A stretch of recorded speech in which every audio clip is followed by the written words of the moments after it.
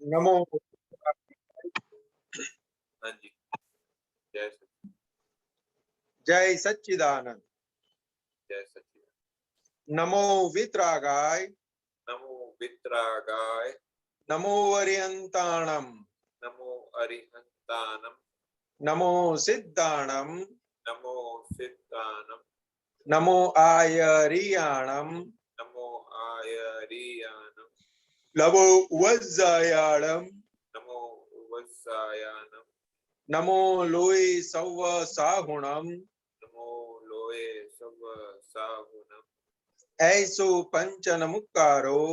ऐसो पंचन मुक्कारो। सव्व पावकपणासणो। सव पावपनासनो। मंगलाणम च संवेशीम। मंगलानम च सवेसिम। परमं हवै मंगलम। परमं हवै मंगलम। ओम नमो भगवते वासुदेवाय।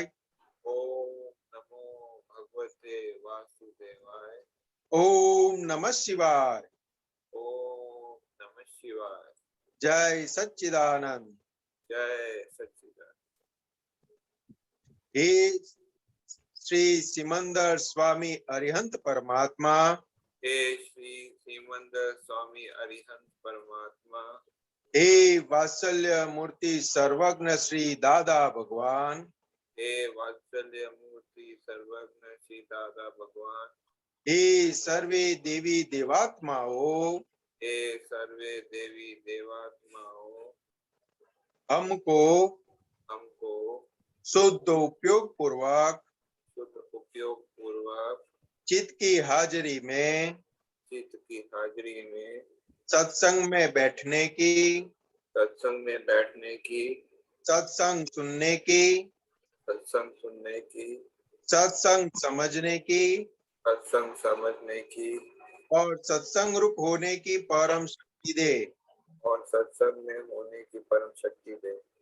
मैं भाव कर्म, नौ कर्म, द्रव्य कर्म, मैं भाव कर्म, नो कर्म, द्रव्य कर्म, मन वचन काया, मन वचन काया, मेरे नाम और नाम की सर्व माया, मेरे नाम और मेरे नाम की सर्व माया, आप प्रकट परमात्मा स्वरूप, आप प्रकट परमात्मा स्वरूप दादा भगवान के सुचरणों में समर्पण करता हूँ। दादा भगवान के सुचरणों में समर्पण करता हूँ। मैं मन वचन काया से तद्दन भिन्न ऐसा शुद्ध आत्मा हूँ। मैं मन वचन काया से तद्दन भिन्न ऐसा शुद्ध आत्मा हूँ। मैं मन वचन काया से तद्दन नोखा ऐसा शुद्ध आत्मा हूँ। मैं मन वचन काया से तद्दन नोखा ऐसा शुद्ध आत्मा हूँ। मैं मन वचन काया से तद्दन जुदा ऐसा शुद्ध आत्मा हूँ। मैं मन वचन काया से तद्दन नोखा ऐसा शुद्ध आत्मा हूँ। मैं शुद्ध आत्मा हूँ। मैं शुद्ध आत्मा हूँ। मैं शुद्ध आत्मा हूँ। मैं शुद्ध आत्मा हूँ। मैं शुद्ध आत्मा हूँ। मैं शुद्ध आत्मा हूँ। मैं शुद्ध आत्मा हूँ। मैं शुद्ध आत्मा हूँ। मैं शुद्ध आत्मा हूँ। मैं शुद्ध आत्मा हूँ। जय सच्चिदानंद। जय सच्चिदानंद। जय सच्चिदानंद। सत्संग की शुरुआत अभी प्रश्न से ही कर लेते हैं सीधा। कश्यप जी बताएं। हाँ जी, वो पद है दर्शन माँ जो क्यों देखा है CD 69। उसमें सेकंड पेज में जाइए, उसमें लिखा है भूलो ना भंडारी रे तालु खोलवू जोइए अनुभव नामे अक्रम माँ छपावी देवू जोइए। ये सेकंड लाइन, पहला लाइन तो समझ में आ रहा है, बोलो को भंडारते और तालों से खोलना चाहिए, ज्ञान के ताले से। अनुभव नामे अक्रम माँ छपावी देवू जोइए का अर्थ समझो। उसमें क्या कश्यप जी कहना चाहते हैं कि जो ये बुल वाला जो पुतला है ना, हाँ उसमें से वो जैसे निकलता है तो अनुभव होता है ना। हाँ क्योंकि वो अनुभव अभी अपने अक्रम विज्ञान जो आता है ना, हाँ। क्योंकि उसके अंदर लिख के दे देने का ताकि सभी दूसरे महात्माओं को भी लाभ मिले। अच्छा, ये मैगजीन की बात कर रहे हैं अक्रम माँ?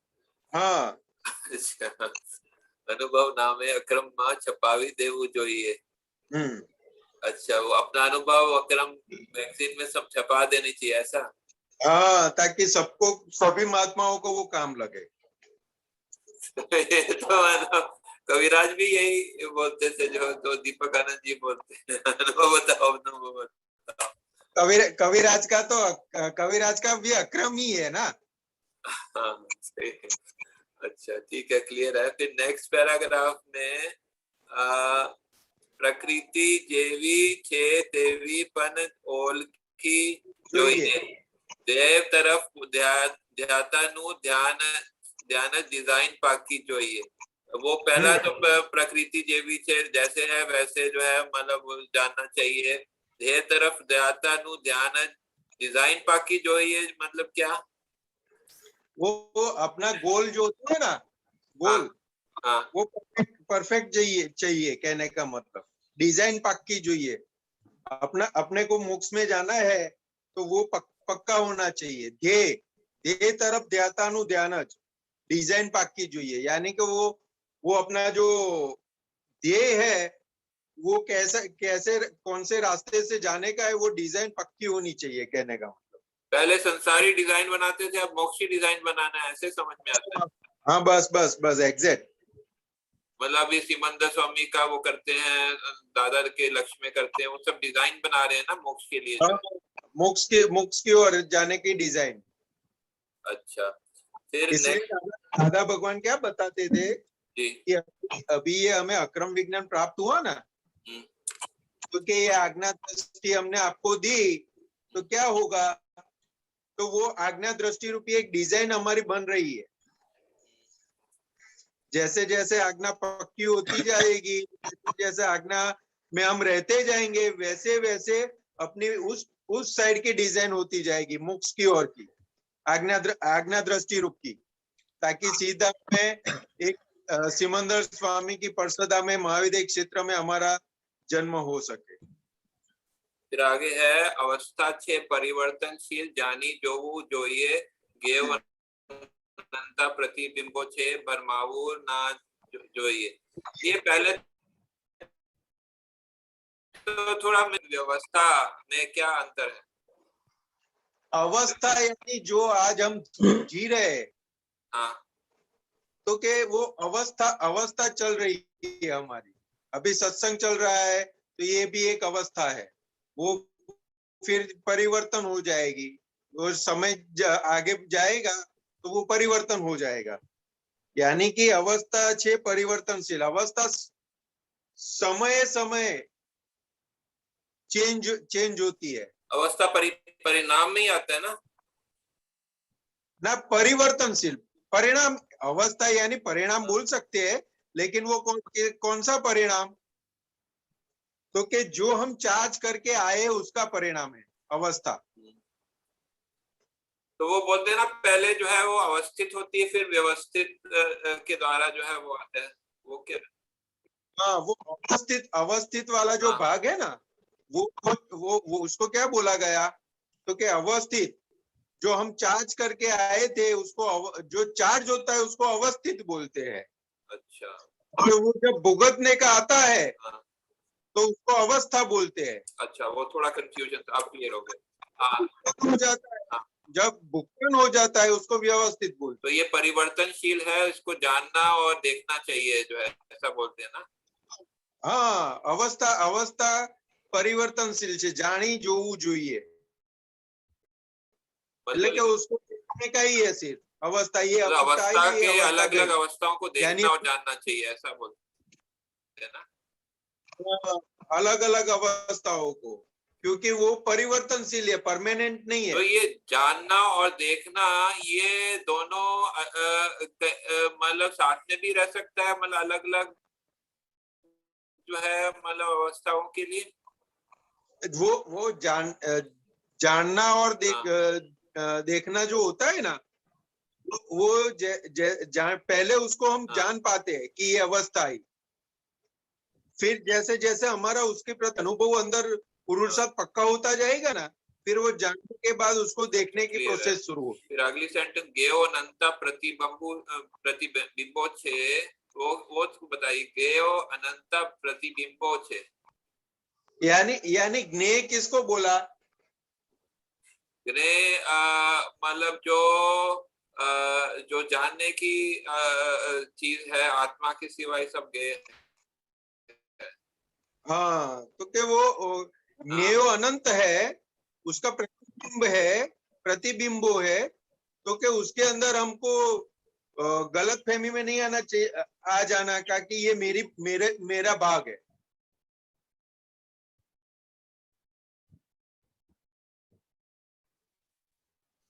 अच्छा, वो प्रतिबिंब है एक तरह का जो है, वो जैसे आईना जैसे।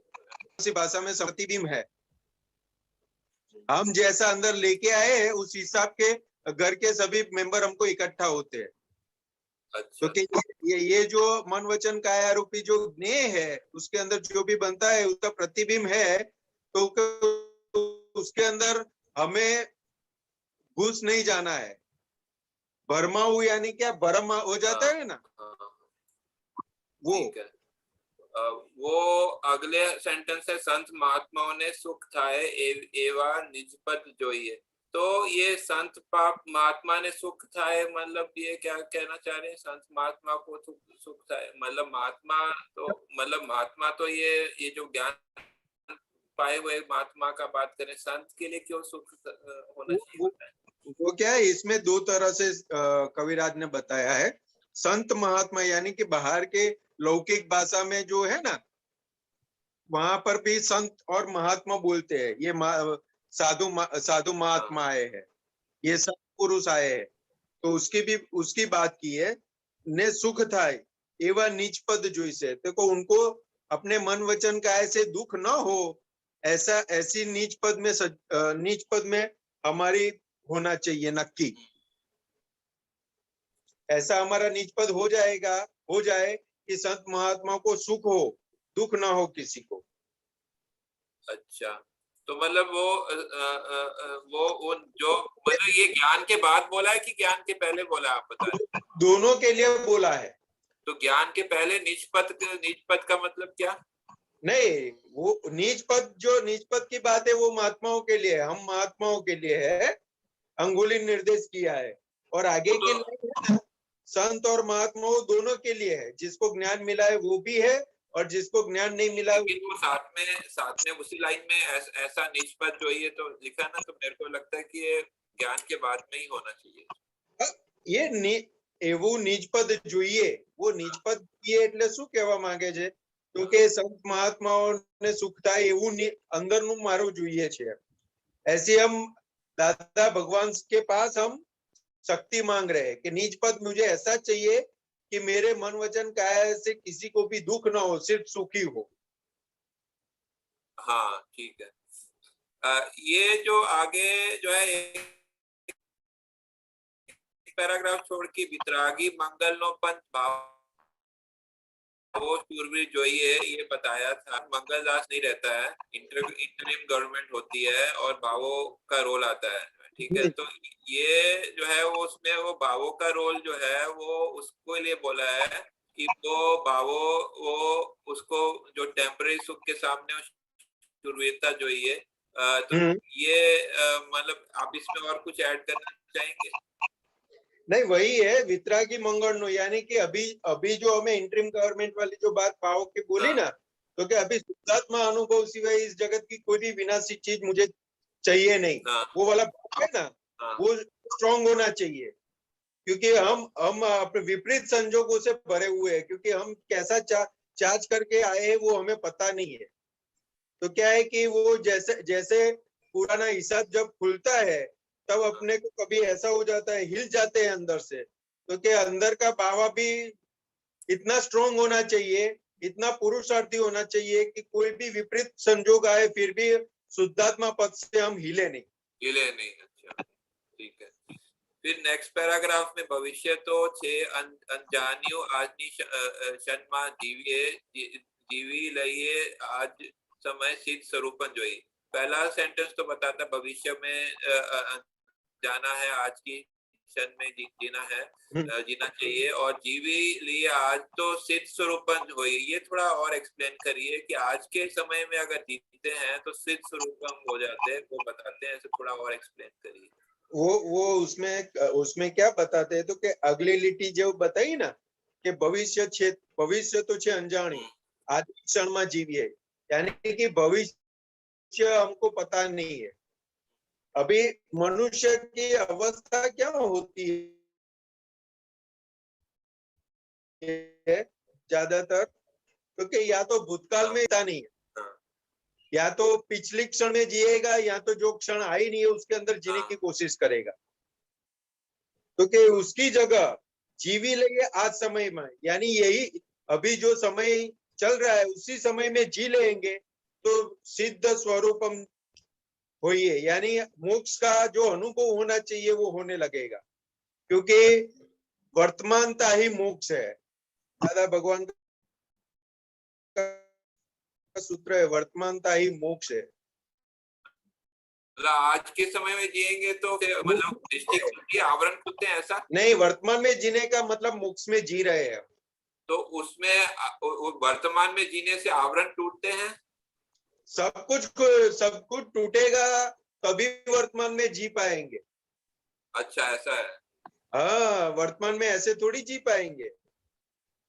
अच्छा, ऐसा है। वर्तमान में जीने का यानी भूत और भविष्य के से बाहर निकलकर नॉर्मलिटी में आएंगे, तो कि वर्तमान में कब जी पाएंगे, तो कि ये आज्ञा दृष्टि से हम जिएंगे ना, तब हम वर्तमान में जी पाएंगे, उससे पहले नहीं जी मतलब पाएंगे। वर्तमान में जीना एक परिणाम है। हाँ, परिणाम है। ठीक है। वो समझ आज्ञा दृष्टि की समझ इतनी पक्की हो गई, मैं कौन हूँ उसकी समझ इतनी पक्की हो गई, तब जाके वर्तमान में जी पाते। ठीक है। लास्ट पूछता हूँ। जगत जने अशुद्ध अज्ञान दर्शन चोखू जो ये बोलते हैं कि जगत जो है शुद्ध अशुद्ध अज्ञान से पैदा होता है, यहाँ क्या लगता है, सही है ना? अमर छे ते केवल ज्ञान शुद्ध अरीसो जो ये, तो शुद्ध अरीसो जो ये क्या बोल रहे हैं? अमर छे ते के लास्ट सेंटेंस शुद्ध अरीसो जो ये यानी क्या, वो आत्मा को स्थूल रूप में अगर समझना है तो दादा भगवान बताते हैं कि ये अरीसो है ना, ऐसा है आत्मा, क्योंकि वो शुद्ध अरीसो चाहिए, यानी कि अंदर बिना आवरण का भगवान खुला हो जाना चाहिए। बिना आवरण का। जो पहला सेंटेंस जो है वो जगत जने, जगत के कारण अशुद्ध ज्ञान पैदा होता है कि अशुद्ध ज्ञान के कारण जगत पैदा होता है? जगत जने अशुद्ध ज्ञान, तो क्या अरस परस है वो ज्ञान। मैं हूँ वो ज्ञान प्रवर्ता है, क्योंकि जगत भी वही जानता है कि मैं कौन हूँ, वो एग्जैक्ट जानता नहीं है, तो वो मैं नामधारी हूँ उसको ही मानता है कि मैं ये हूँ, तो उसके आधार पर पूरा जगत खड़ा हुआ है। अशुद्ध अज्ञान के जगत जने अशुद्ध ज्ञान, यानी वो मैं कौन हूँ वो समझते नहीं है, इसलिए अशुद्ध ज्ञान की प्रवर्तना होती है, और उसके आधार पर चक्कर चलता है जन्म मरण मतलब का। आपस में दोनों जुड़े हैं, अज्ञान से जगत होता है, जगत में से अज्ञान होता है, ऐसा कहना चाह रहे हैं ना? हाँ, ठीक है, धन्यवाद। जय सच्चिदानंद। जय सच्चिदानंद। जय सच्चिदानंद अनुबेन।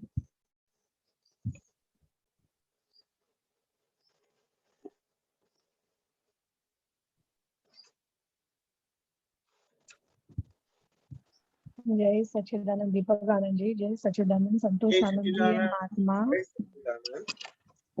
जरा ये एक्सप्लेन करेंगे 14 गुण स्थान। 14 गुण स्थानक। हाँ जी। अभी एक्चुअली हमें वो तो शास्त्र में लिखा ही है, एग्जैक्ट 14 गुण स्थानक क्या क्या है वो एग्जैक्ट तो मेरे को भी नहीं मालूम, लेकिन दादा भगवान ने जो बताया वो मैं आपको बताऊं कि हमको दादा भगवान ने 12वें गुण स्थानक में बिठा दिया है। ये दृष्टि में शुद्धात्मा पद का प्राप्त करवा के 12वें गुण स्थानक में बिठा दिया है। ओके।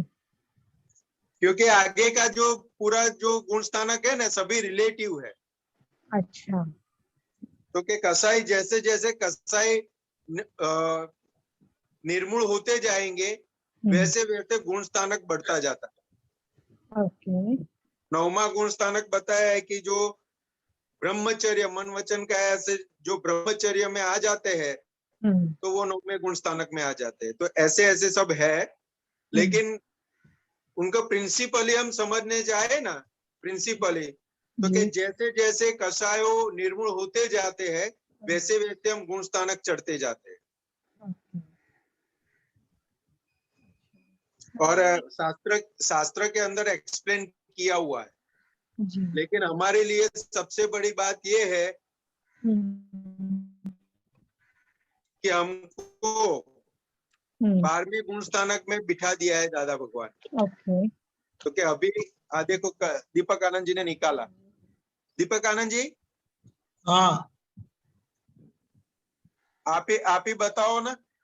देखो, बहुत ब्रीफ में समझना बहुत हो जाता है।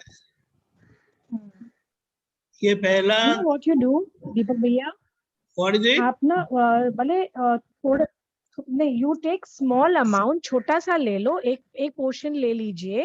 उसमें कुछ ज्यादा है ही नहीं, छोटा सा नहीं, वो छोटा ही है, छोटा ही है, उसको ज्यादा डिटेल में समझने की जरूरत नहीं है। ओके, क्योंकि जैसे आप चलते जाएंगे ना, जैसे आपकी प्रगति होती जाएगी और सामने सामने वो परिस्थिति आती जाएगी। वही समझने से वो परिस्थिति नहीं आएगी, आगे से चलेंगे तो वो परिस्थिति आएगी। आप समझे। लेकिन एक हमें आइडिया मिल जाती है कि किस तरह से आज्ञा पालन से हमारी व्यवहार शुद्धि बड़ी अच्छी तरह से होती जाती है। जो बाहर बताया है वो हमें प्रमाणित करेगा। सुनिए, ये जब दृष्टि मिलती है, जब ये पहला है ना, वो मिथ्यात्व बोलते हैं, यानी जानते नहीं है कि मैं कौन हूँ। हाँ, और जब ये पता चलता है तब सम्यक दृष्टि का सम्यक्त्व का विनाश। एक मिनट ये गलत लिखा है, सम्यक्त्व का विनाश नहीं, सम्यक्त्व का विनाश होता है। हाँ, मिथ्यात्व का विनाश होता है। और ये फिर आगे बढ़ते जाते हैं। एक्चुअली ज्ञान मिलने से हम तीसरे या चौथे में आ जाते हैं, महात्मा। और फिर जैसे चारित्र का यानी आचरण का विकास होता जाता है, तब सम्यक दर्शन के साथ 5 पापों का त्याग, 5 पापों का त्याग यानी कि 5 महाव्रत है ना। क्योंकि यहाँ जो बताया है वह क्रम मार्ग का बताया है, ट्रेडिशनल क्रम मार्ग का बताया है, स्टेप बाय स्टेप मार्ग का बताया है। लेकिन हमें दृष्टि मिलने से, कृपा से हम सीधे तीसरे चौथे में आ जाते हैं, क्योंकि हमें आर्त ध्यान रौद्र ध्यान बंद हो जाता है। जो रहता है वो डिस्चार्ज परिणाम रहते हैं। ठीक है, आगे। हाँ, फिर आगे बढ़ते जाते हैं। अभी ये इसके आगे जो है ना, एक मिनट, आप दिखाई देता ना, ये मेरा एरो दिखाई देता है ना। I can read it. हाँ हाँ, तो ये इसके आगे जो है ना, ये आज्ञा धर्म से ये बढ़ता जाता है। जैसे हम फाइल का संबंध से निपटारा करते हैं ना, ये सब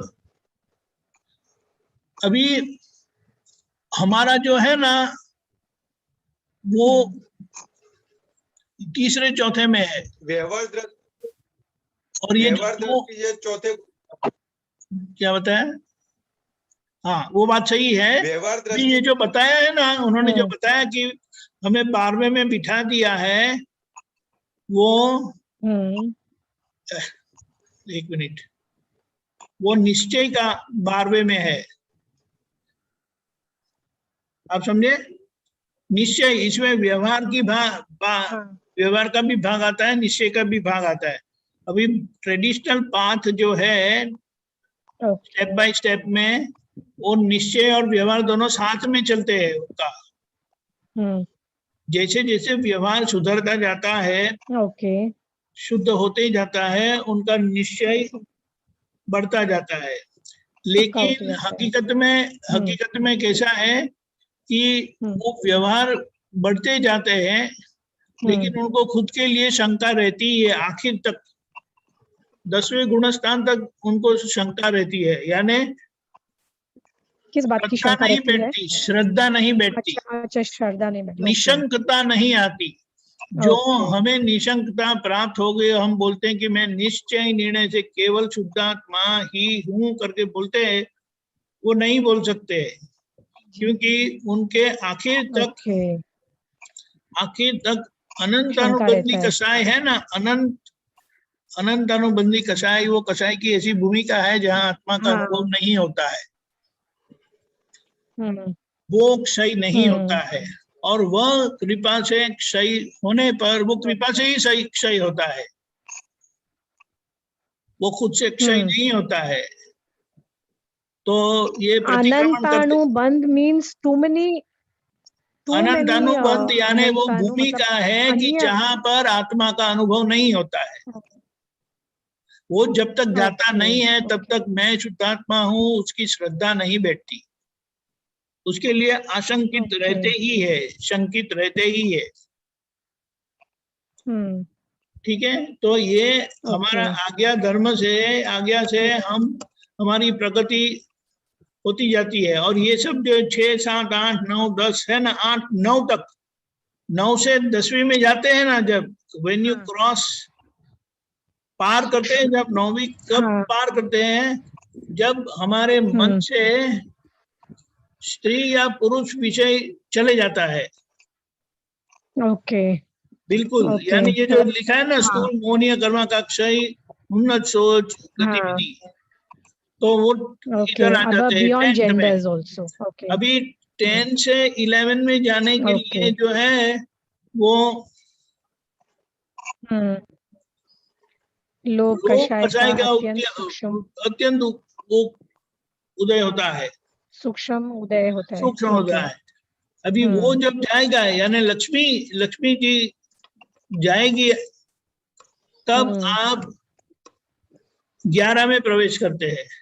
अभी 11 में है ना, वो परिस्थिति कैसी है, मेरापन जो है मोहिनी ना, वो कर्म। जाना चाहिए, मेरापन। ओके, जहाँ भी अटैचमेंट्स हैं। हाँ हाँ, ओके। वो जब ओके। जाएगा तो आप 12वीं में आते हैं। ओके। अभी हमें हमारा क्या है, निश्चय से 12वीं में है, ओके। या लेकिन व्यवहार हमारा 3, मोहिनी 4 में में है, लगने। तीसरे चौथे में है, वो आगे धीमे धीमे बढ़ता जाता है। ओके। हाँ, तो उसमें केंद्र में आज्ञा है, ऐसा बताया है कि जिनको आज्ञा जी। मिली उनको हाथ में मोक्ष आ गया। ओके। क्योंकि प्रत्यक्ष आज्ञा कभी मिलती नहीं है। प्रत्यक्ष आज्ञा मिली तो आपका काम ही हो जाता है। परोक्ष आज्ञा यानी शास्त्र के माध्यम से हम आज्ञा को समझते हैं और उसका क्या बोलते हैं, पालन करते हैं। यानी ये जो हमें आज्ञा मिली है, दृष्टि मिली है और आज्ञा मिली है, दृष्टि के कारण हम 12वीं में बैठे हैं, यानी दृष्टि यानी मान्यता से, निशंकता से, और आज्ञा से अब हमारा व्यवहार शुद्ध होते जाता है। जो डिस्चार्ज परिणाम है वह भी शुद्ध होते जाते हैं। हाँ, तो वो ये शुद्ध होते जाता हमारा है। क्रम है। और सबसे उसको क्या बोलेंगे, सूक्ष्म जो है ना, वो आखिर के लोभ जाता है। लोभ जाता है। वो लोभ क्या है कि किसी भी सुख का लोभ होता है, और वो जो लोभ है ना, हकीकत में वो मेरेपन का लोभ है। ओके। वो मेरेपन, मुझे वो सुख चाहिए। और वो जब उससे हम मुक्त होते हैं तो हमारी जो परिस्थिति है ना, ये व्यवहार हमारा ऊपर चढ़ा नहीं है, इसीलिए हम 12वीं में होने पर भी हम हमें प्रमाद रहता है, यानी उसे क्या कहा, दादा भगवान अप्रमत संयम में थे, ओके, अप्रमत संयम में, और हमारा है प्रमत संयम। प्रमत यानी प्रमाद के साथ वाला संयम है।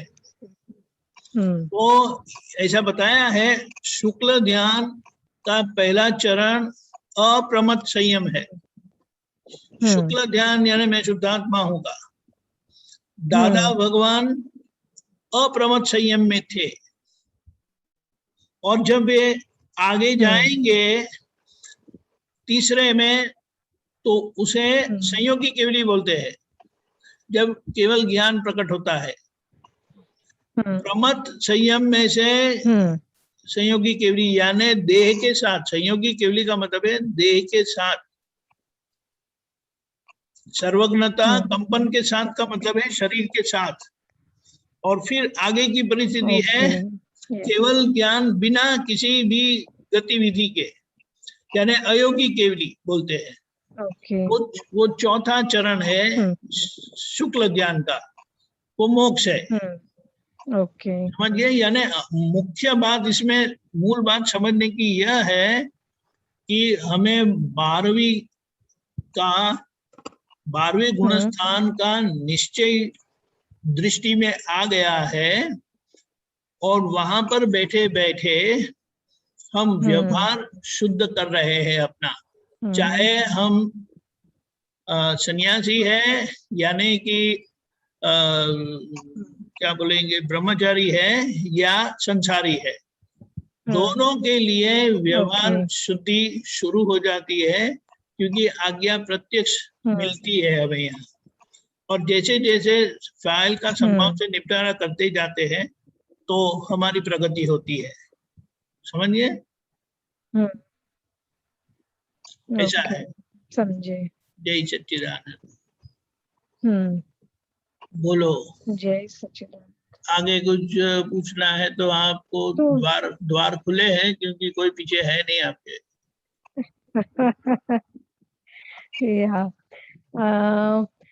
ये है 3 टाइप्स के दर्शन मोहिनियां, इनको जरा समझाइए। देखो, आपने पढ़कर बोलते हैं ना, तो आपको बोलना चाहिए, क्योंकि कहाँ से आया, you have to give reference.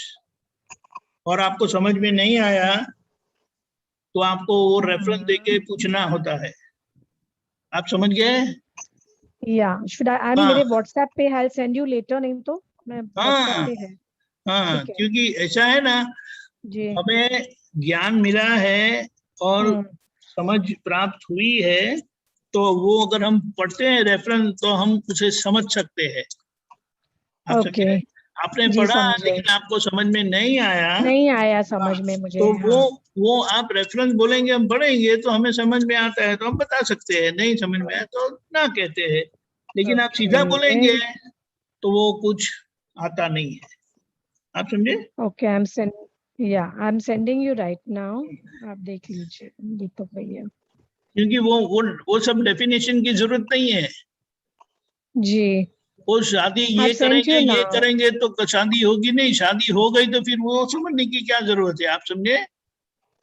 हाँ भैया, आई सेंड यू भाई। ऐसा है। ओके, ठीक है जी।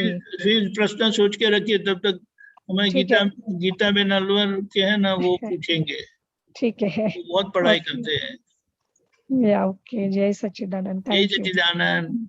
जय सच्चिदानंद स्वामी जी। जय सच्चिदानंद। स्वामी जी, ये वाली बात जो 12वें गुण ठाने वाली बात कही थी कि निश्चय से 12वें गुण ठाने में, ये कैसे, मतलब ये कैसे, मतलब क्या है कि दादा भगवान ये हमें जो क्या बताया, उनका प्रश्न क्या था?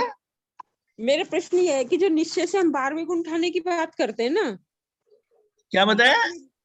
निश्चय से जो 12वें गुण ठाने में हाँ, राइट। तो ये मतलब दादाजी ने खुद ने बोला कि निश्चय से 12वें गुण ठाने में, ये मेरे गले से नहीं उतर रही बात। वो समझ में नहीं आता। अच्छा, समझाइए। समझ में तो आ रहा है स्वामी जी। हाँ, समझ में तो आ रहा है, लेकिन अनुभव जब जाएगा ना अनुभव तो कैसे होगा? देखो व्यवहार सातवें व्यवहार का ठिकाना नहीं है तो वो अनुभव नहीं होगा। लेकिन हमें जो ये एहसास होता है ना कि मैं निश्चय निर्णय से केवल शुद्धात्मा ही हूँ, उसमें कोई शंका रहती नहीं है, वह उसका प्रमाण है। समझे? हाँ, वो बात तो ठीक है, लेकिन 8वें गुण ठाने में तो यह है कि जो हमको पूरा स्वयं का जो विज्ञान है वो अपना समझ में आया, और 7वें गुण ठाने तक तो है ना, और 8वें के बाद 12वें तक उसकी अरे अनुभूति व्यवहार होती है। का ठिकाना नहीं है तो उसकी बात मत करिए आप। खैर ये बात तो है कि व्यवहार का उसका ठिकाना कोई नहीं है। मतलब होता ही नहीं है। वो तो निकाली क्योंकि है व्यवहार क्योंकि तो। इसकी इसकी बातें नहीं करनी है, उसका व्यवहार आपका होगा तो ऐसे ही आपकी प्रगति होती जाएगी। आप समझे? हाँ, ये तो खैर समझ में आ रहा है। हाँ, हाँ, क्योंकि व्यवहार तो डिस्चार्ज पार्ट है ना, तो उसमें तो डिस्चार्ज पार्ट में वैसे दृष्टि में ही तो रखना है कि डिस्चार्ज पार्ट है ना। क्या बताया? डिस्चार्ज? जो व्यवहार का डिस्चार्ज पार्ट है वो दृष्टि में ही तो रखना है कि ये डिस्चार्ज पार्ट है व्यवहार का। दृष्टि में रखना है यानी? मतलब जो कि मैं निश्चय निर्णय से शुद्ध आत्मा हूँ, ये तो मेरे दृष्टि में रहेगा, हाँ और बाकी जो मेरा व्यवहार है मन वचन काया की हाँ, जो भी मेरी अवस्था है वो व्यवहार मेरा डिस्चार्ज पार्ट है, जो मैं लेकर आई हूँ वही तो डिस्चार्ज पार्ट है, लेकिन है, लेकिन है। खाली हाँ, नहीं हुआ है वो। और खाली तो नहीं, उसके कारण अनुभव नहीं होता है। अनुभव नहीं होगा। हाँ, व्यवहार का बोझा है, बोझा। बुझ हाँ, वो जब तक बोझा जाएगा नहीं, उसको उसके लिए हमें आज्ञा दी गई है, बोले आप उसका संभव से निपटारा करो। अगर आप नहीं कर सकते हैं तो दादा को शक्ति मांगकर निश्चय करो। तो हम्म अगर उतना भी हो जाता है ना, वो हम्म उसमें अगर 70% हो जाता है ना, तो हमें महाविद्या क्षेत्र की टिकट मिल जाती है। ऐसा बताया है दादा ने। दादा ने 60% भी पढ़ा था एक दिन, मैंने कही क्या? कि 40 तो मैं, दादाजी ने कहा 60% तुम कर लोगे तो 40 तो मैं खींच लूंगा। 60 नहीं, 70। मैंने भाई 40 पढ़ा था। नहीं, 70। अच्छा, हाँ, आप 10% अपना मत वो करिए। 10% में आप हो तो सही सब लोग। हाँ, वो स्वामी आप जी अपना अपना ग्रेस डाल देते हैं। बोलिए बोलिए। वो ये बोल रही थी कि दादाजी ने बोला कि एक तो स्पष्ट वेदन की बात दादाजी ने कही, एक स्व अनुभूति आत्मानुभूति योग बताया, एक स्व संवेदन, ये तीनों कैसे खोले दादाजी ने? एक मिनट फिर से बोलिए। स्व संवेदन, स्व संवेदना, स्व स्व संवेदना। संवेदन, स्पष्ट आत्म अनुभूति, हाँ, और स्पष्ट वेदन।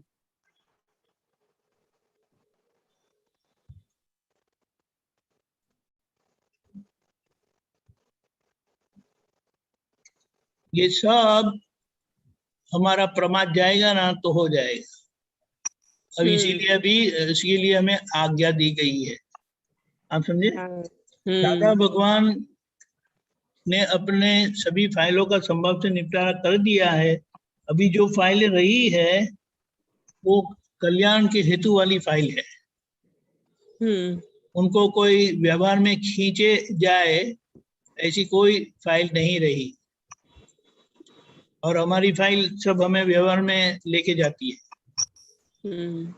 इसलिए उनका ये स्व संवेदन उनको शुरू हो गया था। समझे? हाँ, तो हमें अभी लक्ष्य कहाँ रखना है? संभव से निपटारा के ऊपर ही। ठीक बात है।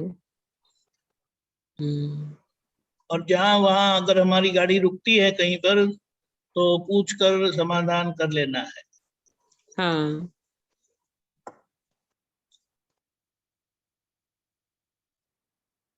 बोलिए। एक है ना दादाजी ने ब्रह्मांडे प्रकाशे स्वयं, एक उस पर भी दादाजी ने मतलब उस पर भी बात करी। वो तो आरती में आता है। हाँ, आरती में आता है, क्या बोल रहे हैं वहाँ? देखता हूँ मैं आरती। ब्रह्मांड ये प्रकाश है स्वयं। मुझे लगता है कि आत्मा को जब स्पष्ट अनुभव होता है तो वो ब्रह्मांड में को स्वयं प्रकाशित करती है, ऐसा है क्या?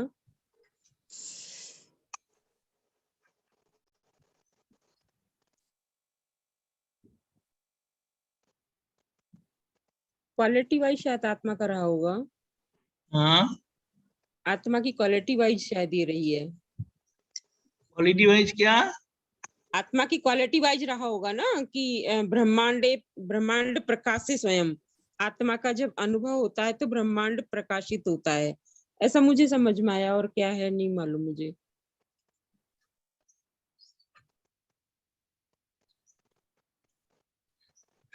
देखो, दादा की आरती में आता है, मैं रखता हूँ 1 मिनट। अपना संतोष आनंद जी, हाँ जी, ये देखो दिखा दिया, ये जी आरती दादा ने केवल ज्ञान अभाव में स्वसंवेदन शक्ति ब्रह्मांड प्रकाश है स्वयं। हम्म वो स्पष्ट बताया कि केवल ज्ञान हो जाए तो हाँ स्वशक्ति ऐसी खुली हो जाती है कि पूरे ब्रह्मांड को प्रकाशित कर देती है। हाँ, वही मुझे भी लग रहा था। उसमें आधार की जरूरत नहीं होती है, उसमें हम्म कर सके। हम्म क्योंकि ज्ञान प्रकाश उसका खुद का स्वभाव है ना। हाँ, लेकिन ये जो आत्मा की बात बताई, हाँ, आत्मा की, आत्मा हाँ। उसकी बात बताई। ठीक है। एक है ना, दादाजी बोलते हैं कि विषय ग्रंथि छेदन में जहाँ निज स्पष्ट वेदन, विषय ग्रंथि छेदन का चैप्टर दिया दादाजी ने, तो कहते हैं कि यह जो द्वेष है वह जागृति में रखता है और राग तन्मयकार करवाता है, तो इन काम क्रोध से क्या नुकसान होता है? देखो, वो जो बताया ना द्वेष और राग का, हम्म तो अगर आपको किसी के प्रति द्वेष होता है तो क्या होता है?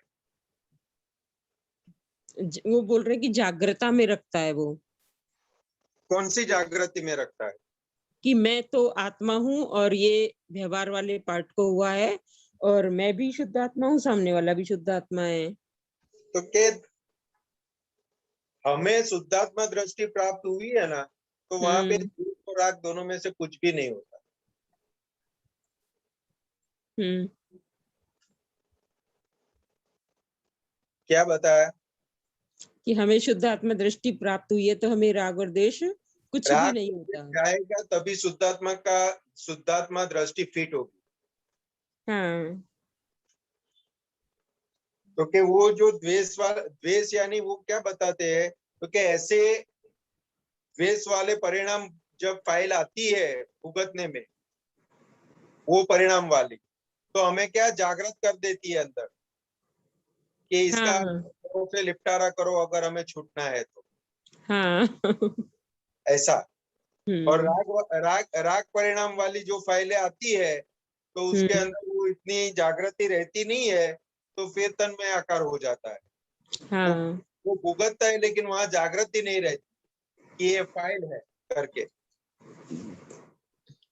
और जब द्वेष परिणाम वाली फाइलें आती है तो अंदर जागृत रहते हैं, क्योंकि ये फाइल है, वो जागृति हो आ जाती है। ये परिणाम वाली बात की है फाइलों की। अभी राग द्वेष हमें रहे नहीं, लेकिन वो परिणाम भुगतने वाली जो फाइलें आती है ना, हाँ जागृति की बात बताई। हाँ, ये बात है कि तन्मयकार मन राग तन्मयकार करवा देता है। हाँ, यानी अगर बच्चे, आप कितने भी गुस्से में हो, घर के अंदर हम्म कुछ हुआ और कितने भी हम्म गुस्से में हो, आप मुंह फुला हम्म के बैठे हो, लेकिन जैसे ही बेटा का लड़का आएगा, नातिन आएगा या बेटे का बेटा आएगा और दादी दादी नानी नानी करेगा, तो क्या होगा? तो उसके प्रति राग ही रहेगा। नहीं, गुस्सा कहाँ गया? गुस्सा था ही नहीं। हाँ, तो क्या वो जो बोल रहे हैं ना, वो पराग परिणाम वाली जब पहले आती है कुछ ऐसी, तो क्या उसके अंदर फिर तन्मय आकार हो जाता है, फिर वो सब कुछ भूल जाता है, कहने का मतलब। मैं कौन हूँ वाला जो भाग है, वो वाले भाग में जागृति हट जाती है, वो फाइल है, वो जागृति हट जाती है। हाँ, तो संभाव तो यहाँ भी रखना ही पड़ेगा ना। इसलिए दादा भगवान ने क्या बताया कि हमने वित्त द्वेष कर दिया, अभी वितराग होने का है। हाँ, प्राप्त होने के बाद सभी जिसको ये दृष्टि प्राप्त हुई, वो सभी महात्माओं को वित्त द्वेष कर दिया। अभी वितराग होने का है, तो वितराग कैसे होगा? तो क्या आज्ञा दृष्टि से। जैसे जैसे आज्ञा दृष्टि अप्लाई होती जाएगी, वैसे वैसे वितराग होते जाएंगे। हाँ, इसलिए फिर दादा ये बताते थे ना कि विपरीत संयोग में जागृति रहती है, लेकिन अनुकूल संयोग में जागृति नहीं रहती है। इसलिए फिर दादा भगवान ने सूत्र भी दिया ना। कैसे? वो क्या है, वो विटामिन वाला दिया है ना। हाँ हाँ, अनुकूलता विटामिन है और अनुकूलता प्रतिकूलता विटामिन है और अनुकूलता आत्मा का विटामिन है, और हाँ अनुकूलता वो हाँ का विटामिन है। हाँ। तो ये बात समझने की है कि अल्टीमेट अल्टीमेट पूरा पूरा हमारा जो फोकस है ना, हाँ, वो संपूर्ण के ऊपर आना चाहिए। हिसाब चुकता करो, तो कैसा भी हिसाब हो, हिसाब चुकता करो। हिसाब चुकता करने का यानी क्या? तो क्या आज्ञा दृष्टि से हिसाब चुकता करो। आज्ञा दृष्टि से।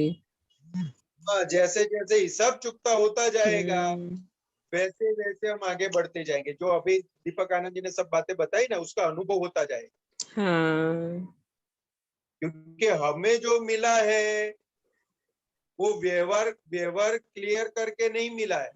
हाँ हमारा कोई व्यवहार क्लियर नहीं है, हाँ और हमें ये आज्ञा दृष्टि प्राप्त हुई है, ये शुद्धात्मा पद प्राप्त हुआ है।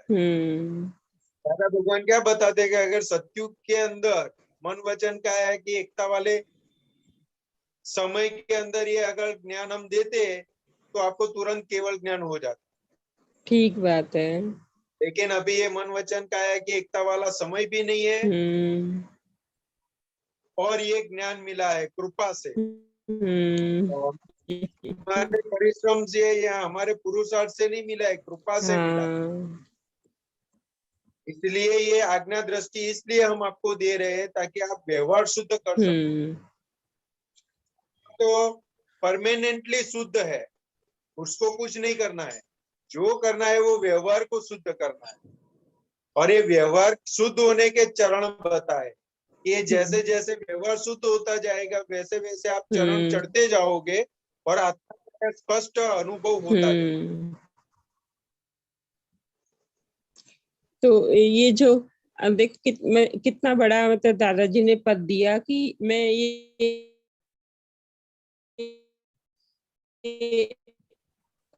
जैन दर्शन में गुणठाना पढ़ रही थी। क्रम से जो गुणठाने चढ़ते हैं, तो 11वें गुणठाने के बाद रिवर्स भी हो जाता है, मतलब वापस भी गिर जाते हैं। इसीलिए ना दादा भगवान ने क्या बताया कि हमने आपको निश्चय से 12वें गुणठाने में बिठा दिया। 11वें की अभी आना 11वां आएगा ही नहीं। व्यवहार से आप जैसे जैसे आज्ञा दृष्टि से चढ़ते जाओगे, वैसे वैसे आएगा, लेकिन वो स्लीपिंग वाला भाग था, वो चला गया, वो चला गया। नहीं तो क्रमिक मार्ग में क्या बताते हैं कि 11वें गुंठाने में इतना वैभव होता है, क्योंकि इतनी इतनी तपस्या करके चढ़ते हैं ना। तो 11वें गुंठाने में इतना वैभव होता है, तो कि वैभव भुगतते भुगतते वो स्लीपिंग हो जाता है। और नीचे लेकिन हमको तो हमारे लिए महात्माओं के लिए वो भाग भी नहीं रखा दादा भगवान, निश्चय बिठा दिया। वो समझ में आ गया वो कि दादाजी ने कैसे अक्रम में, इसीलिए उसको अक्रम बोला गया है। अक्रम वाला भाग दिया। सिग्नल दिया दादा भगवान ने। रेड सिग्नल लाल वाउटो वो संभालने। हाँ, एक दादाजी एक यहाँ ये भी कह रहे हैं कि स्पष्ट वेदन होता है तब तो विषय विकार भी नहीं रहते हैं ना। तभी तो होता है। हाँ हाँ, वो बोलिए बोलिए बोलिए संतोषानंद जी। वो वो सब जाता है तब जाके तो स्पष्ट वेदन में आते हैं। हाँ, जो सारा सारा हाँ जी साहब।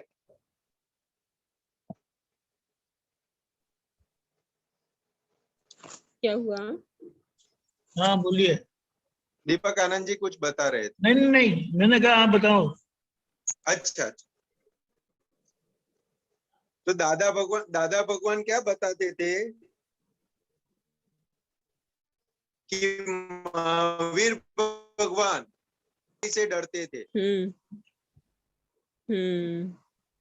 क्योंकि वो लाल वाउटा हमको बता के रखा ही है दादा भगवान ने कि यहाँ पे चेतने का स्पष्ट वेदन, ये सब अवस्था, ये सब में से चरण में से गुजरने के बाद ही स्पष्ट वेदन तक पहुंचते हैं, लेकिन फिर भी निडर नहीं होना, ऐसा दादा भगवान ने बताया।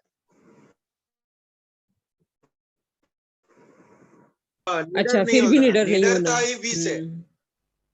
हम्म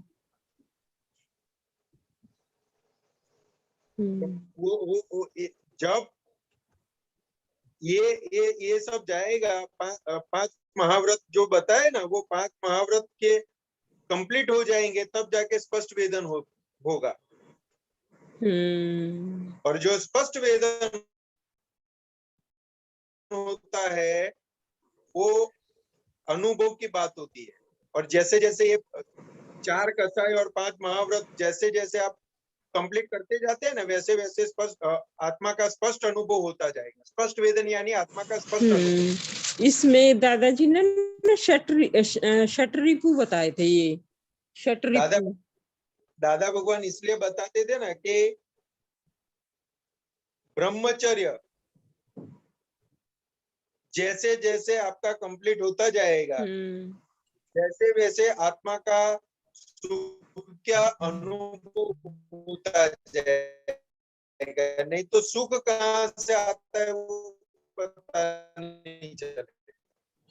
हाँ हाँ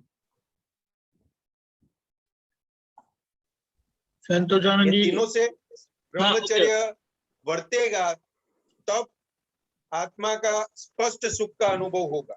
मन वचन काया तीनों से। तीनों से। नहीं तो सुख कहाँ से आता है वो पता नहीं चलता। आत्मा का सुख है या पुद्गल का सुख है वो पता नहीं चलता। डिफरेंस नहीं पता चलेगा। तभी आपको एग्जैक्ट पता चलेगा। तो वहां तक तो आपको ये आज्ञा दृष्टि हमें सब कंप्लीट करवाए। जबकि देखो एक बात ये भी आती है कि आत्मा का एक भी गुण पुद्गल में नहीं है और पुद्गल का एक भी गुण आत्मा में नहीं है। और यहाँ जो चारित्र की बात जो दादाजी ने बोली है, स्पष्ट बताई है कि चारित्र को ही मना परिपक्व करना है, तबकि वो शुद्ध आत्मा का पुद्गल से कोई लेना देना नहीं है, कि ब्रह्मचर्य से कोई लेना देना नहीं है, उसके राग से, कसाय से, लोभ से, मोह से, माया से कुछ लेना देना नहीं है उसका, क्योंकि वो तो अपने आप में शुद्ध तो है ही शुद्ध। उसमें दादाजी कैसे मतलब क्लियर करना चाह रहे थे? वो क्या बताते हैं तो कि आत्मा पहले भी शुद्ध था, अभी भी शुद्ध है और बाद में भी शुद्ध ही रहने वाला है। लेकिन जो आत्मा और पुद्गल का सामीप्य भाव से जो व्यतिरेक गुण के आधार पर पूरा खड़ा हुआ है, क्योंकि वो वाला जो भाग खड़ा हुआ है वो अशुद्धि वाला है। मैं शुद्धात्मा वो भान नहीं है उसको, और मैं नामधारी वो भान के साथ जीता है, इसलिए वो अशुद्ध वाला भाग हुआ है। तो अभी वो वहां पे मैं शुद्धात्मा हूँ, वो भाग फिट होगा, तब जैसे जैसे फिट होता जाएगा वैसे वैसे आज्ञा दृष्टि अप्लाई होती जाएगी और वो शुद्ध होता जाएगा। हाँ। दूसरा उदाहरण क्या दादा भगवान बताते थे, क्योंकि सूर्य नारायण है, सूर्य नारायण है, हाँ। तो हाजिरी है, तो उसकी हाजिरी में सब लोग अपने मन मुजब काम करते हैं। कोई चोरी करता है, कोई दान देता है, कोई लूटपाट करता है, कोई किसी को परेशान करता है, कोई किसी को मदद करता है, तो उसके अंदर सूर्य नारायण को क्या, कुछ नहीं। हाँ, वैसे ही जो हम लेके आए हैं, जो हमारा चार्ज करके आए हैं, वैसे वैसे वो डिस्चार्ज हो रहा है, तो उसके अंदर भगवान को क्या, हाँ, ठीक बात है। भगवान की सिर्फ हाजिरी है, भगवान की हाजिरी में ये सब बनता है, और हाँ। भगवान उसके अंदर कहीं पर है नहीं, समझे। हाँ, वो ये जो व्यतिरेक गुण की बात हमने करी ना कि आत्मा का जो व्यतिरेक गुण हुआ वो तो हुआ था। नहीं, आत्मा का व्यतिरेक गुण नहीं, आत्मा और पुद्गल के सामीप्य भाव से व्यतिरेक गुण खुला हुआ। व्यतिरेक गुण हुआ था, तो उनके दो विशेष ये जो बुद्धि जो मिली है, जो प्रतिष्ठित आत्मा, ये व्यतिरेक गुण के कारण ही तो जो अनात्मा वाला भाग खड़ा हुआ है, प्रतिष्ठित आत्मा का मिश्र चेतन वाला भाग, उसको व्यतिरेक गुण ही तो आला भाग हो गया। तो नहीं, वो वहां पे क्या हुआ कि आत्मा का व्यतिरेक गुण नहीं होता है, इसलिए दादा भगवान ने क्या व्यतिरेक गुण किसको बोला गया, दादा भगवान ने स्पष्ट एग्जाम्पल दिया कि अगर समुद्र है और समुद्र के किनारे पे लोहे की कोई चीज पड़ी है, तो थोड़े समय के बाद देखेंगे कि लोहे का जो टुकड़ा होगा उसके ऊपर जंग लग जाएगा। हाँ। तो लोहे को हम पूछेंगे कि जंग क्यों लगाया तूने, तुझे लगाना था, तो कि नहीं, मुझे जंग नहीं लगाना था। तो समुद्र को पूछेंगे कि भाई आपने जंग लगाया, तो कि नहीं, मैंने भी जंग लगाया। लेकिन समुद्र और लोहे के दोनों के सामीप्य भाव से लोहे के ऊपर जंग लगता है, कि व्यतिरेक गुण उसको बोला जाता है, दो चीज इकट्ठा होने से तीसरा गुण प्रकट होता है, उसको व्यतिरेक गुण बोला जाता है। तो वो आत्मा का गुण है, ना तो पुद्गल का गुण, समझे, व्यतिरेक गुण उसको बोला गया। अच्छा, तो इधर ना जो व्यतिरेक गुण में जो ये परमाणु जो इलेक्ट्रॉन, न्यूट्रॉन, प्रोटॉन जो चार्ज हुए हैं, उससे स्कंद जो बना है, तो वो बिलीफ वाला भाग है, वो वही तो है, उसका व्यतिरेक गुण ही तो है। वो खड़ा हुआ ना, हाँ, खड़ा हुआ, तो वो खड़ा कैसे हुआ, तो कि मैं कौन हूँ वो जानता नहीं, वो अज्ञानता बस खड़ा हुआ, अज्ञानता बस खड़ा हुआ। ज्ञान हो जाएगा कि मैं ये हूँ, तो वो हो जाएगा। हाँ, तो इसीलिए तो दादाजी ने उसको वैज्ञानिक के संयोगी पुरावे बोला, क्योंकि इधर आत्मा भी अपने आप में एक द्रव्य रहा, इधर पुद्गल वाला भाग भी, और उनके बीच का जो व्यतिरेक गुण हुआ, तभी तो दादाजी ने बोला कि जगत भ्रांत मान्यता से खड़ा हुआ है। हाँ, इसीलिए तो बोला ना, तो हाँ, वो बीच में खड़ा हुआ, तो इसलिए विकल्प खड़ा हो गया ना, विकल्प खड़ा हो गया, विकल्प खड़ा हो गया कि मैं कौन, तो मैं ये हूँ, और ये सब वो संकल्प और विकल्प खड़ा हो गया। और फिर आगे आगे सब बढ़ता गया। हाँ, तो जो हम एक इंद्रिय से चार इंद्रिय तक में आए, तो वो उस विकल्प के कारण ही तो कुदरत ने हमको एक इंद्रिय से चार इंद्रिय तक आता है ना, हाँ, तब वो सहज क्रिया हुई। हाँ, सहज वो आगे बढ़ता है। हाँ, वहां पे ये विकल्प वाला भाग नहीं होता है। हाँ, वहाँ विकल्प वाला भाग नहीं होता है। नहीं होता है। कहाँ खड़ा होता है, तो कि मनुष्य में आने के बाद वो भाग खड़ा हो, जहाँ बुद्धि मिलती है उसको पंच इंद्रिय में। हाँ, और पंच इंद्रिय में आने के बाद ही उसको अज्ञान चला जाता है, ज्ञान हो जाता है। पंचेंद्रिय में भी मनुष्य में आने के बाद शुरू होता है। मनुष्य में आने के बाद ही ना, पंच इंद्रिय में बुद्धि मिलने के बाद, यानी तो हाँ। बुद्धि मिलने के बाद यही पार्ट रहा कि जिसको अपना स्व स्वरूप की अनुभूति उसको हो गई। क्या? स्व स्वरूप की अनुभूति उसको हो गई कि मैं शुद्ध आत्मा ही हूँ। ये पुद्गल वाला पार्ट वो परमाणुओं की एक संरचना है। इसी के कारण तो उसने अपने आप को वहां से, उसमें से जो डिसइंटरेस्ट होगा पुद्गल वाले पार्ट में से, तभी होगा ना जब उसको वैज्ञानिक संयोगी पुरावे से देखेंगे। ऐसे ही दादाजी ने बोला। वो तो वैज्ञानिक संयोगिक पुरावा से ही सब कुछ है ना। हाँ, और तो वो अभी हमें जो आज्ञा दृष्टि मिली ना, हाँ, वो आज्ञा दृष्टि से जैसे जैसे हम हिसाब हमारा देखते जाएंगे, आगे हम जो अवस्थित करके आए थे वो अभी कुदरतीपन से व्यवस्थित शक्ति हमें इकट्ठा करती है, उसका भुगतान करवाती है। हाँ। जैसे भुगतान होता जाएगा तो परमाणु चार्ज करके आए थे, वो परमाणु होता जाएगा, यानी शुद्ध हो जाएगा, विसर्ज हो जाएगा, शुद्ध अशुद्ध हो गए थे ना वो चार्ज से। वो उसके ऊपर क्रोध मान माया लोभ रूपी चार्जिंग हुआ था। हाँ। वो जैसे आज्ञा दृष्टि से उसका भुगतान होता जाएगा, वैसे चार्ज खत्म होता जाएगा और विसर्ज होता जाएगा। तो अभी हमारे को परमाणु चार्ज नहीं होते, अभी जैसे जैसे आज्ञा दृष्टि से भुगतान होता है वैसे वैसे परमाणु शुद्ध होते जाते हैं। और दादा भगवान ने दूसरा बताया है कि परमाणु होते हैं तो कौन से परमाणु चार्ज होते हैं, तो क्या आज्ञा दृष्टि वाला परमाणु चार्ज होता है जो हमें मोक्ष में ले जाएगा, मोक्ष की ओर ले जाएगा। वो वाला ही बाकी रहेगा। बाकी जो संसार में भटकने वाले जो चार्ज होते थे परमाणु, वो बंद हो गए। वो उसके बंद होने का कारण, क्योंकि दादाजी ने जो प्रज्ञा वाला भाग जो खड़ा हुआ, लेकिन दादा भगवान ने क्या बताया, ये दृष्टि प्राप्त होने से जो मोह था, वो मोह का दो पार्ट हो गया, डिस्चार्ज और चार्ज। एक दर्शन मोह और एक चारित्र मोह। और ये शुद्धात्मा हूँ, वो दृष्टि प्राप्त होने के बाद दर्शन मोह गया, अभी चारित्र मोह बाकी रहा।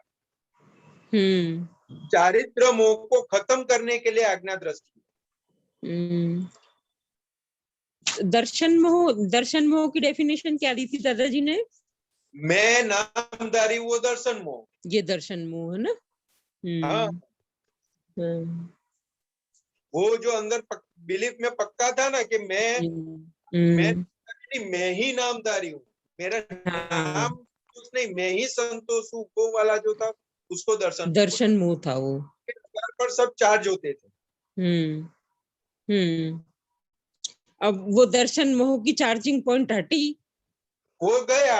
अभी सिर्फ चारित्र मोह रहा है, यानी जो हम पिछला जो भुगतान लेके आए वो वाला भाग रहा है। और चारित्र, और वो आज्ञा धर्म से धीरे धीरे डिजॉल्व हो जाएगा, से खत्म हो जाएगा। ठीक है, बहुत अच्छे से समझा दिया आपने, पक्का करवा दिया। दीपकरण जी, और है कोई? दीपकरण जी, जय सच्चिदानंद। एक मिनट, जय सच्चिदानंद, हमारा समय हो चुका। हाँ, संतोष आनंद जी, आप त्रिमंत्र बुलाएं, किताब है ना, फॉलो करिएगा। नमो वितरागाय, नमो वितरागाय, नमो अरिहंताणम, नमो अरिहंताणम, नमो सिद्धाणम, नमो सिद्धाणम, नमो आयरियाणम, नमो आयरियाणम, वज्जायाणम, नमो वज्जायाणम, नमो लोई सव साहुणम, नमो लोई सव साहुणम, तो पंच नमुक्कारो, ऐसो पंच नमुक्कारो, पावकपणासनो सव्य पावे फणासनो मंगलाणं च संवेशीं मंगलाणं ते सर्वेसिं परमं हवै मंगलम् परमं हवै मंगलम् ओम नमो भगवते वासुदेवाय ओम नमो भगवते वासुदेवाय ओम नमः शिवाय ओम नमः शिवाय जय सच्चिदानंद जय सच्चिदानंद जय सच्चिदानंद। जय